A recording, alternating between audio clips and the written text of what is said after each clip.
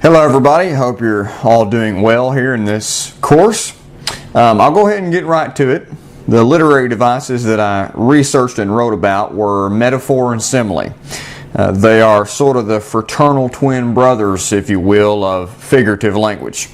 They're very similar, as you know. You probably are familiar with what metaphor and simile are. That's kind of something elementary.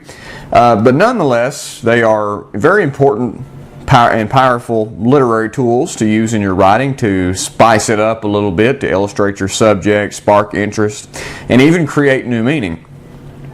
And like I say, they are similar, but they have distinct features. That's why I describe them as fraternal twin brothers. They're very similar in their function, but there is a few key differences. But again, abstract concepts can put on flesh and blood, if you will, when metaphor and simile are used. They arrest attention, metaphor and simile do. They give the reader a refreshing drink of water. And as I mentioned, they even create new meaning as new depth is even added to a concept that wasn't there before. And as you're probably familiar, a metaphor is a figurative expression in which an object or action is applied to a word, phrase, or idea for the purpose of comparison. I like the way that Frank Gerace describes this in the book that we read, Wake Up Your Writing. He says, a metaphor is a figure of speech that identifies one thing as being the same as some unrelated other thing, thus strongly implying similarities between the two. A very good description of what metaphor is, that it's when you use a figure of speech where you're saying one thing is another thing when it literally isn't. It's not literally true, but you use it for the sake of comparison, to draw the similarities between those two things. Similes are similar.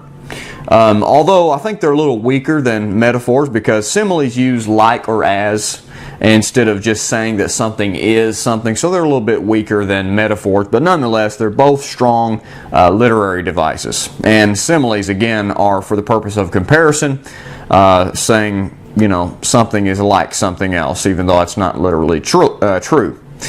So Charles Haddon Spurgeon, he's the great prince of preachers, which we're all familiar with. He preached to the Metropolitan Tabernacle many, many years ago in London, England, and he was a very successful preacher and author, and thousands flocked to hear him speak. That's one reason he was such a good communicator and such. That's one reason why his congregation grew so quickly. I truly believe that. And he used metaphor and simile regularly in his sermon manuscripts and books. If you've ever read through one of Spurgeon's sermons, whether online or in a volume, or if you've read one of his many books, like his classic devotional Morning and Evening, you can see very easily that he constantly uses metaphor and simile in his writing, and it really just creates interest in his writing. It is like a refreshing cold drink, and it just really makes his writing arresting and compelling. And that's what I wrote about. I used him as an example. There's many examples I could have used. One thing that I pointed out in my research paper, another example that is presidential speeches.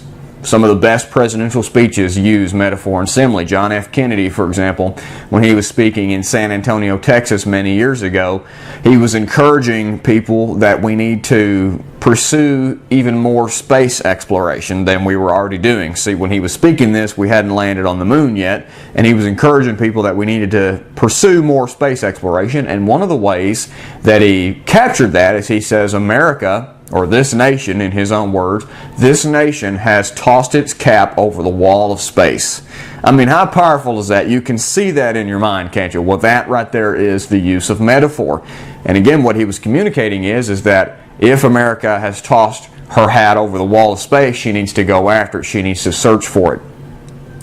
But it's more powerful when he described it using metaphor.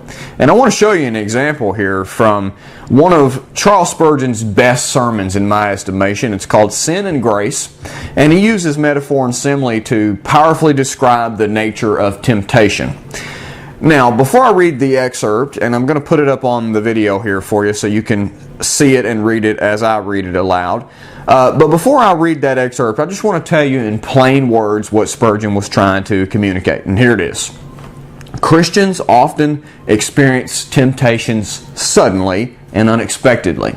And temptations oftentimes can cause us to be closer to the Lord as we recognize our dependence upon Him in times of temptation. And I think we all as believers know that. And I'm not trying to focus on the content here too much. I will show you how he uses these literary devices to make his writing powerful. But again, all that he's communicating in this excerpt I'm about to read is that Christians experience temptation unexpectedly and suddenly, and that temptations cause us to be closer to the Lord. Now, Spurgeon does not explicitly say that anywhere in this excerpt or probably anywhere in this sermon.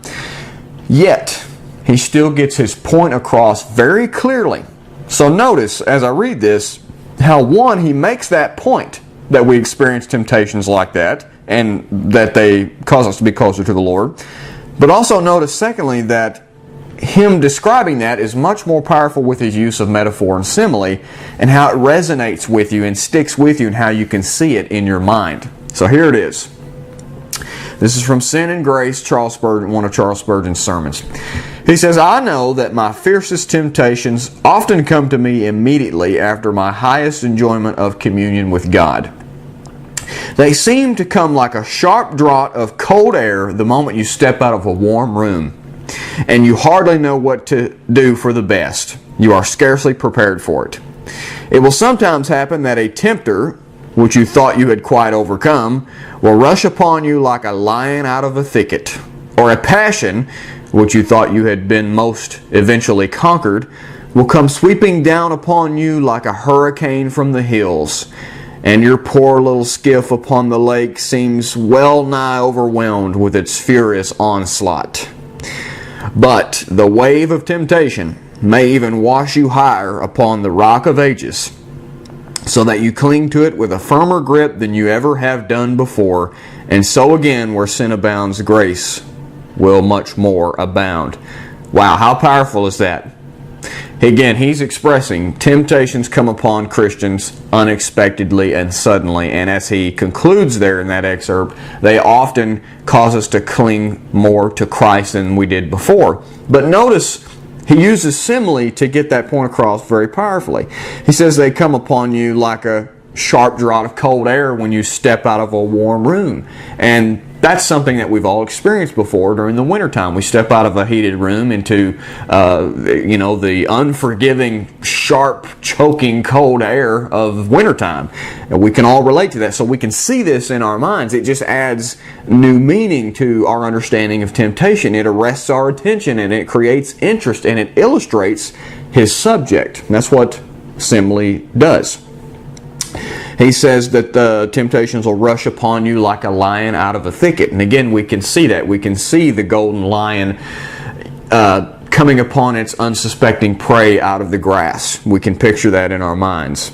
Like a hurricane sweeping down from the hills. Again, that's another thing that we can see there. And all of those are simile, since he's using the word like. He uses the literary device of metaphor in the final use of figurative language there. He says, "But the wave of temptation may even wash you higher upon the rock of ages." Now, temptation is not literally a wave. Neither is the Lord Jesus literally a physical rock. And temptations don't wash you upon Him. We know that's literally not true. But for the sake of comparison and to illustrate this subject, to add new meaning and to create interest, he uses this metaphor here, and I think he gets this point across very powerfully. So again, I think Spurgeon was a powerful and effective communicator because of his regular employment of these literary devices, and I think you and I can reap some of the same results and success in our own writing if we use them in ours.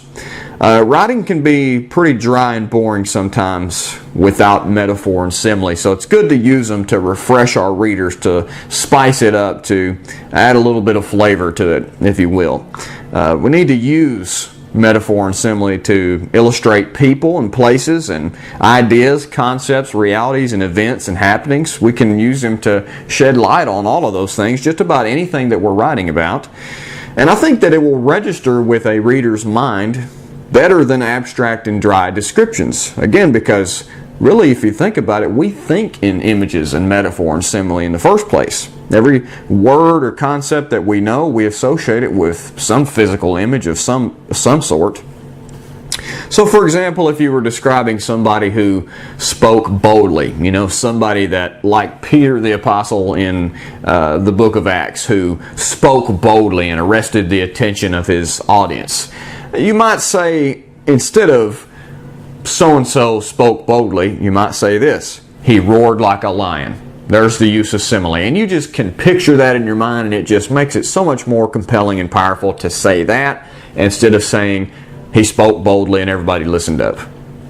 He roared like a lion. That's a little bit more powerful. And again, that's simile. If you were describing Clearwater Beach in Florida, where I was about 2 months ago, and it was pretty hot, you might describe the experience like this: my feet were cooked from the hot sand.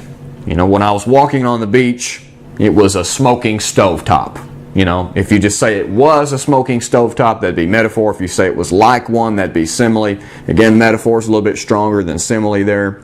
So I would encourage you. I'm no big expert on writing, obviously, but I think metaphor and simile can make our writing powerful and compelling. It can arrest the attention of our reader. It can create new meaning and add depth to things that weren't there before, mentally in their minds. And like I say, it can just be refreshing. And we have to be careful, though, about overusing it. You don't want to overuse metaphor and simile. You have to give the reader time to catch up. There shouldn't be a metaphor or simile in every sentence, maybe not even in every paragraph. We need to just season our writing enough to give it a little bit of flavor. Again, it can be a little bit boring to read, and our reader can easily lose interest, and we can lose their attention if we don't use metaphor and simile in our writing. So it's a powerful literary tool. I hope that gives you something to work with, and I think, honestly, if you want to learn how to use metaphor and simile, you kind of learn it by reading good examples. And I would point you to Charles Haddon Spurgeon, that great Prince of Preachers. He used metaphor and simile constantly, and I think that's one thing that made his preaching and his writing so powerful and effective.